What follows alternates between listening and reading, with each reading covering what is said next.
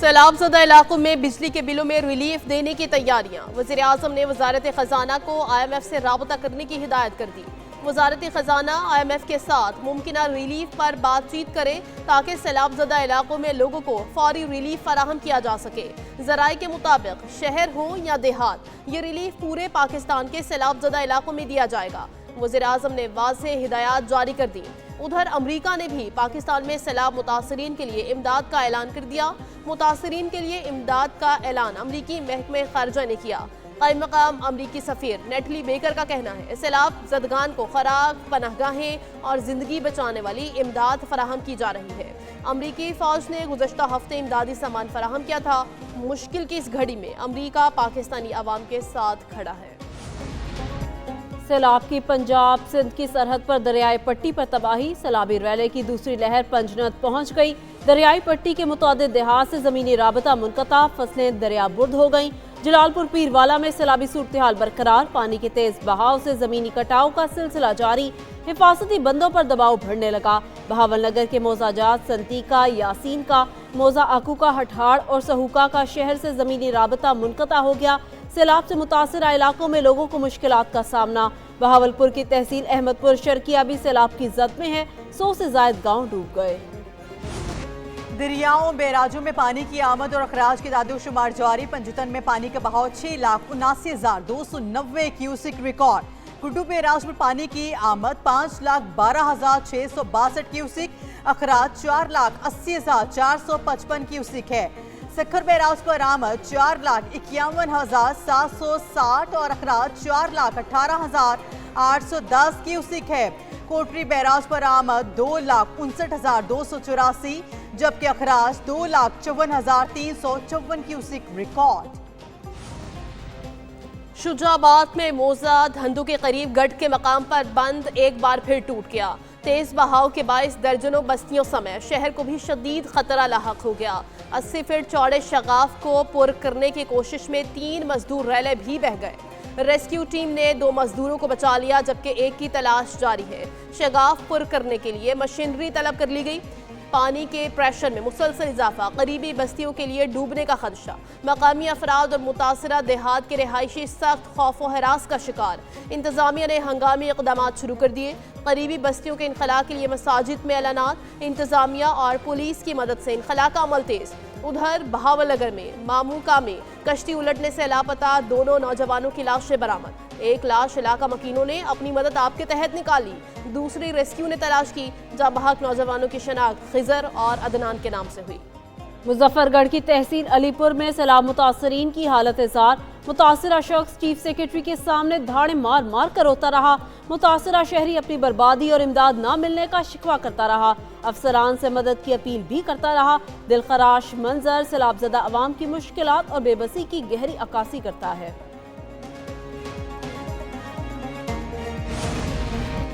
سیلاب سے پنجاب میں 44,98,000 افراد متاثر، مختلف حادثات میں 97 شہری جاں بحق ہوئے۔ دریائے راوی، ستلج اور چناب کے سیلاب سے 4500 سے زائد موضوعات متاثر ہوئے۔ پی ٹی ایم میں پنجاب نے دریائے راوی، ستلج اور چناب میں سیلاب سے نقصانات کی تفصیلی رپورٹ جاری کر دی۔ ریلیف کمشنر پنجاب کے مطابق 24,51,000 افراد کو محفوظ مقامات پر منتقل کیا گیا۔ 396 ریلیف کیمپ اور 490 میڈیکل کیمپس قائم، 405 ویٹرنٹی کیمپس بھی قائم کیے گئے۔ سیلابی صورتحال میں 19 لاکھ سے زائد مویشی محفوظ مقامات پر منتقل کیے گئے۔ ادھر منگلا ڈیم میں 93,000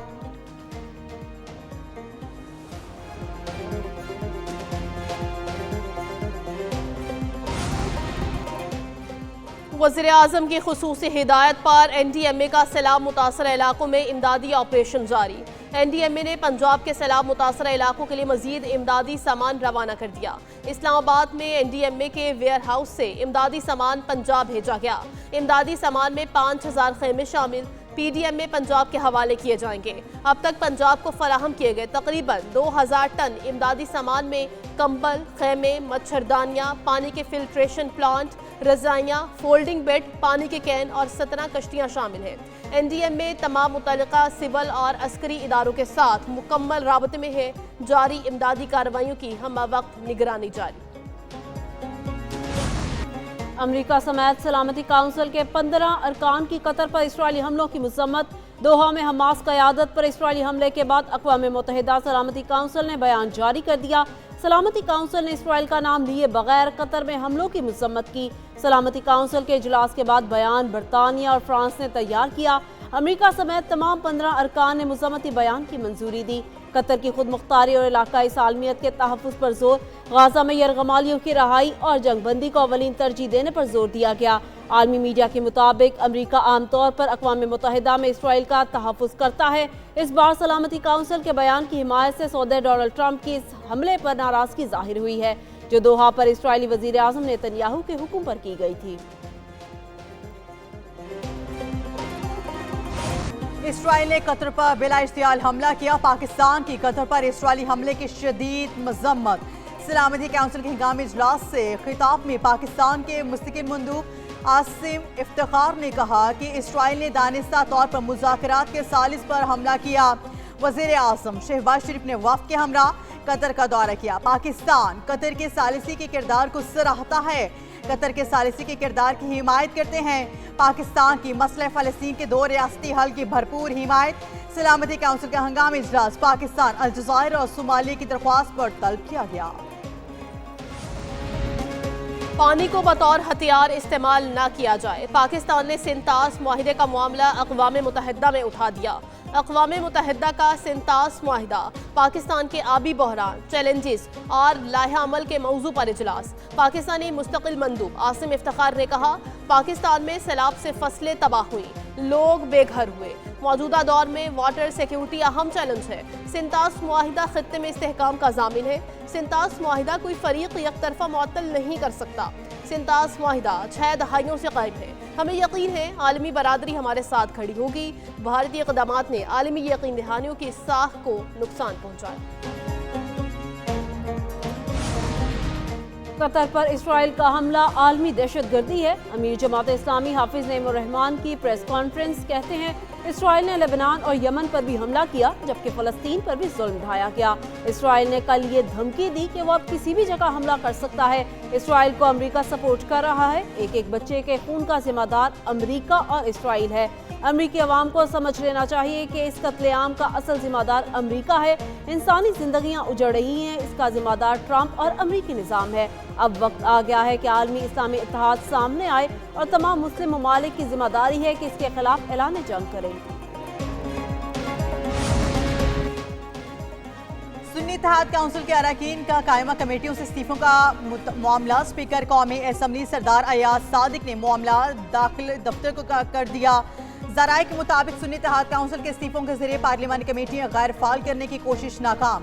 اسپیکر کا شیڈیول کے مطابق کمیٹیوں کے اجلاس منعقد کرنے کی ہدایت۔ سنی اتحاد کونسل کے کمیٹیوں سے استعفوں کے باوجود کوورم پورا کر رہے گا۔ سنی اتحاد کونسل کے 52 اراکین اب تک استعفے دے چکے ہیں۔ فیصل امین گنڈاپور اور انیکا مہندی نے اپنے اصولی استعفے جمع کروائے۔ دونوں کے فوٹو کاپی استعفے سیکریٹریٹ نے قبول کرنے سے انکار کر دیا۔ سنی اتحاد کونسل کے 24 اراکین نے ابھی تک کمیٹیوں سے استعفے نہیں دیے۔ کراچی کے موسم کے بدلتے رنگ، کہیں بوندا باندی تو کہیں چلچلاتی دھوپ۔ شہر قائد میں موسم نے مختلف رنگ دکھائے، جس سے شہر کا منظر خاصا دلچسپ بن گیا۔ Nazimabad, Baldia town, Orangi town site area سمیت بعض علاقوں میں ہلکی بوندا باندی ہوئی، جس نے شہریوں کو خوشگوار احساس دلایا۔ شہر کے بیشتر حصوں میں ہلکے بادل چھائے رہے، کئی علاقوں میں تیز دھوپ بھی نکلی رہی۔ دن بھر موسم جزوی طور پر ابر آلود رہنے کا امکان ہے۔ دوسری جانب شہر میں بارشوں کے بعد ملیریا، ڈینگی اور چکن گونیا پھیلنے کے خدشات۔ بلدیہ عظمی کراچی کی شہر میں جراثیم کش سپرے مہم کل سے شروع ہوگی۔ میئر کراچی کہتے ہیں کراچی کے تمام اضلاع میں جراثیم کش سپرے کیے جائیں گے۔ کراچی میں ملی ندی میں طغیانی سے متاثرہ کورنگی کازوے کو چھوٹی ٹریفک کے لیے کھول دیا گیا۔ طغیانی اور ٹوٹ پھوٹ کے باعث کازوے 3 روز سے بند تھی، جس کی بندش سے قیوم آباد اور اطراف میں ٹریفک کا شدید دباؤ رہا۔ جام صادق پل، اورنگی، چورنگی کراسنگ اور محمود آباد پر بھی ٹریفک کا شدید دباؤ، گاڑیوں کی لمبی قطاریں، شہری پریشان۔ ٹریفک پولیس کے مطابق بارش کے باعث کورنگی کازوے کی سڑک بہہ گئی تھی۔ کازوے کے اطراف سڑکوں پر ٹریفک کا غیر معمولی دباؤ ہے۔ شہری زحمت سے بچنے کے لیے متبادل راستے اختیار کریں۔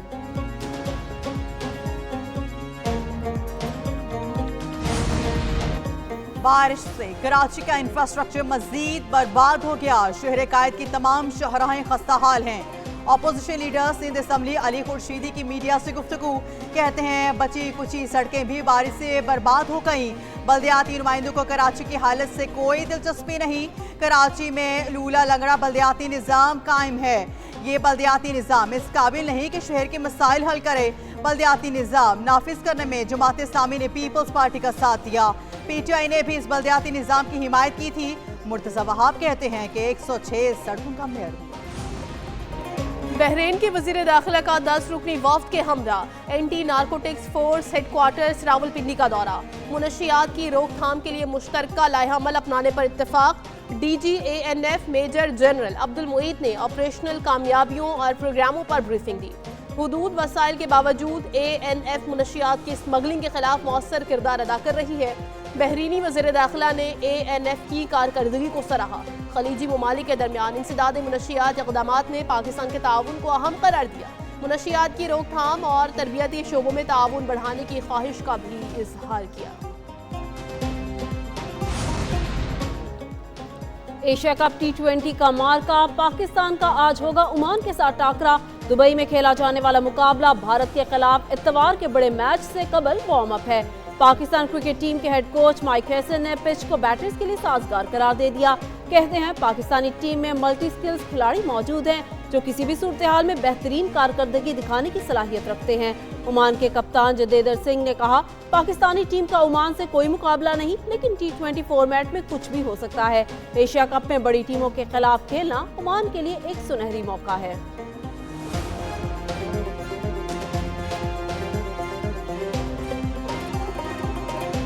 اگر یہ 130 140 پلس کرتے ہیں تو میں ہلکا سا فیور دوں گا ان کے کپتان کو یاسین کو. وہ جس طرح کا ان کا ایکسپیرینس ہے جیسے وہ پاکستان میں کرکٹ کھیل کے گئے ہیں اور وہاں کی وہ کرکٹ کھیل رہے ہیں اور وہ انٹرنیشنل کرکٹ بھی ویسے ہی کھیل رہے ہیں. ایشیا کپ کے مقابلے ایک نیوز کی خصوصی ٹرانسمیشن. عمر اکمل کے جاندار تجزیے. ٹیسٹ کرکٹر عمر اکمل کی ایک نیوز کی ٹرانسمیشن میں گفتگو. بنگلہ دیش اور ہانگ کانگ کے میچ کے متعلق پیش گوئی کی جو درست ثابت ہوئی. ایک نیوز پر دیکھیے خصوصی ٹرانسمیشن 28 ستمبر تک. ٹیسٹ کرکٹر عمر اکمل اور سارا بلوچ کے ساتھ روزانہ شام 6 بجے صرف ایک نیوز پر. بنو ایک آواز. لسبیلا میں تعلیمی شعبے میں تاریخی پیش رفت. ایم پی اے ظریف خان مغزی کی قیادت میں ضلع کے تمام 71 بند سرکاری اسکول دوبارہ فعال. لسبیلا بلوچستان کا واحد ضلع بن گیا جہاں کوئی اسکول بند نہیں. اسکول کھلنے سے 2100 بچوں کو دوبارہ تعلیم کا موقع مل گیا. اساتذہ اور معاون عملے کے لیے درجنوں روزگار کے مواقع پیدا ہوئے. اساتذہ کی بھرتی شفاف طریقے سے کی گئی. مقامی کمیونٹی سے مشاورت. ظریف خان مغزی نے ذاتی وسائل اور انتظامی اقدامات سے مسئلہ حل کیا. اگلے مرحلے میں اسکول عمارتوں کی مرمت اور سہولیات کی بہتری کا منصوبہ ہے.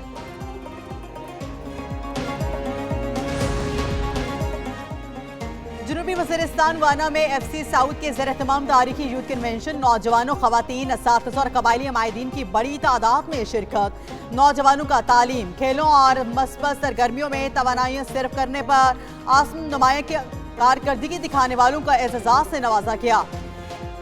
انگور اڈا بارڈر ٹرمینل 30 ستمبر تک تجارت کے لیے کھولنے فراہم کیے جائیں گے. نوجوانوں کے لیے ڈیجیٹل سکلز کورسز اور گرینڈ سپورٹ فیسٹیول کا اعلان. مقامی شرکاء نے خواتین کی تعلیم اور فلاحی منصوبوں پر فوج کی کاوشوں کو سراہا.